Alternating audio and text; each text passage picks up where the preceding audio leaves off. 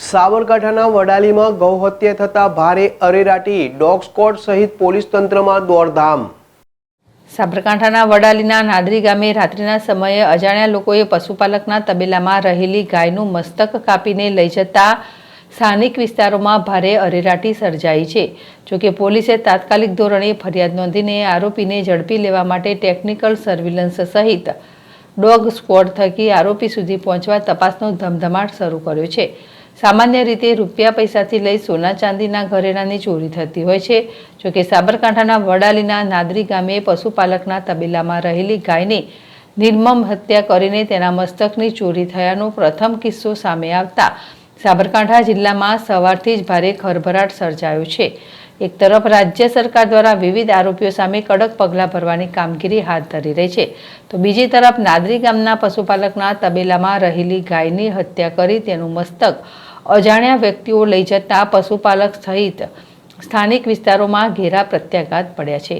હાલમાં આ મામલે પોલીસ મથકે ફરિયાદ નોંધાઈ છે, તેમજ આરોપીઓ સુધી પહોંચવા માટે ડોગ સ્ક્વોડ સહિતની ટીમો કામે લાગી છે।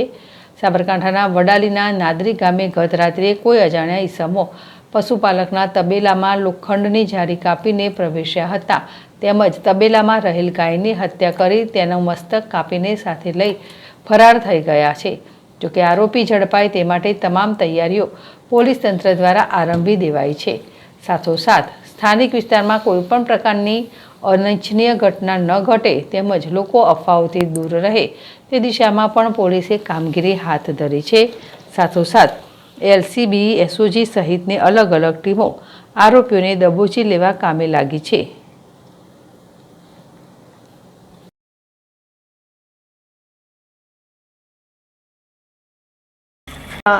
નાદરી ગામમાં આજે સવારે એક ગાયનું તબેલામાંથી માથું કાપીને લઈ જવાનો એક બનાવ બનેલ છે।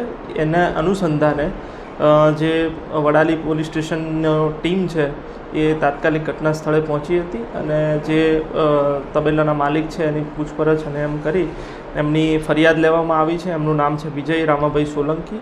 એમના તબેલામાં ગાયો હતી, તેમાં જે જાળીવાળો વિસ્તાર છે એ કાપીને અંદર એન્ટ્રી કરીને એ જે ગાય છે એનું માથું કાપીને ખાલી લઈ ગયેલ છે અને બાકીનું શરીર ત્યાં ને ત્યાં જ રાખેલ છે। એ બાબતે અજાણ્યા ઈસમો વિરુદ્ધ જે વિજયભાઈ છે એમણે ફરિયાદ આપેલી છે અને જે અજાણ્યા ઈસમ છે એમના વિરુદ્ધ વડાલી પોલીસ સ્ટેશનમાં ભારતીય ન્યાય સંહિતાની કલમ 325, 329, 3 પશુ સંરક્ષણ ધારાની વિવિધ કલમો હેઠળ ફરિયાદ દાખલ કરવામાં આવી છે।